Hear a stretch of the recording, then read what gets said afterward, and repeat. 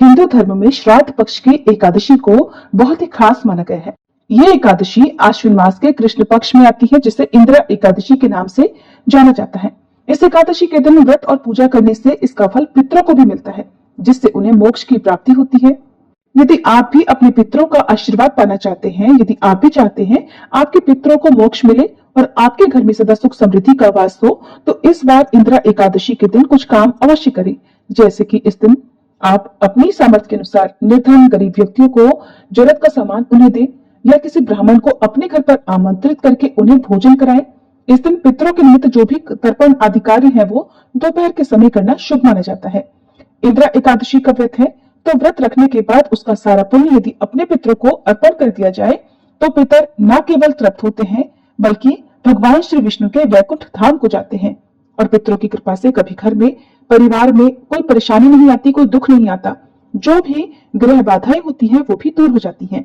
इस बार इंदिरा एकादशी का व्रत बहुत ही शुभ संयोगों में रखा जाएगा, इसलिए आपको इस एकादशी का पूरा लाभ उठाने के लिए आज के दिन अपने मन को भगवान श्री हरि के चरणों में समर्पित करते हुए पूजा पाठ करनी चाहिए और जितना हो सके अपने मन को संयमित रखते हुए उपवास रखना चाहिए। आज के वीडियो में आपको तिथि और शुभ मुहूर्त के बारे में बताने से पहले बताते हैं कि इस खास दिन पर आपको किस विधि विधान से पूजा करनी चाहिए।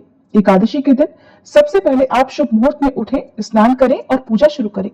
सबसे पहले एक चौकी पर भगवान विष्णु की प्रतिमा स्थापित करें, भगवान को चंदन का तिलक लगाएं, पुष्पों का हार अर्पित करें, शुद्ध घी का दीपक जलाएं, अबीर गुलाल मौली जनेऊ आदि सामग्री एक एक कर अर्पित करते रहें।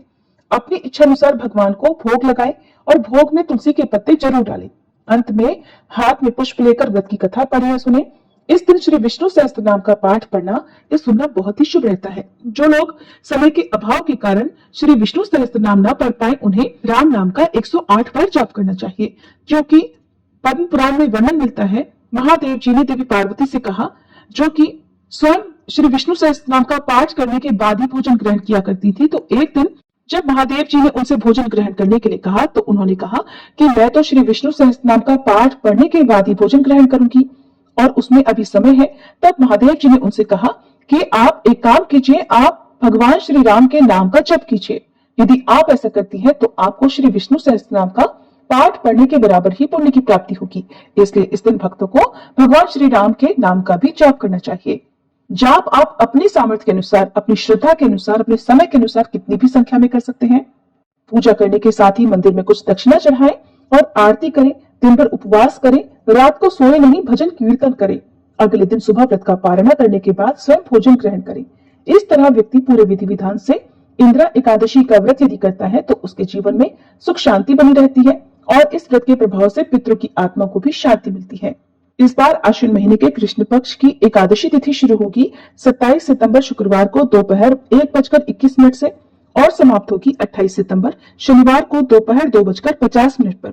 ऐसी स्थिति में जब एकादशी की तिथि 2 दिन तक होती है, तब जो शुभ तिथि होती है वो होती है द्वादशी तिथि मिली हुई। इसलिए इस बार 28 सितंबर दिन शनिवार को ही केवल एक दिन इंदिरा एकादशी का व्रत रखा जाएगा। शुक्रवार के दिन आप केवल दशमी तिथि के नियमों का पालन करें। अब जानते हैं एकादशी के दिन रहने वाले मुहूर्तों के बारे में। इस दिन सूर्योदय होगा सुबह 6:21 पर, सूर्यास्त होगा शाम 6:13 पर। ब्रह्म मुहूर्त सुबह 4:55 से 5:33 तक रहेगा। सिद्ध योग सारा दिन रहेगा और रात 11:10 पर समाप्त होगा। इसके बाद में साध्य योग प्रारंभ हो जाएगा। तो इस बार एकादशी का व्रत सर्वार्थ सिद्धि योग में रखा जाएगा, जो कि अपने आप में सभी प्रकार की कामनाओं को पूर्ण करने वाला संयोग है। अभिजीत मुहूर्त सुबह 11:53 से 12:41 तक रहेगा और राहुकाल सुबह 9 बजे से 10:30 बजे तक रहेगा।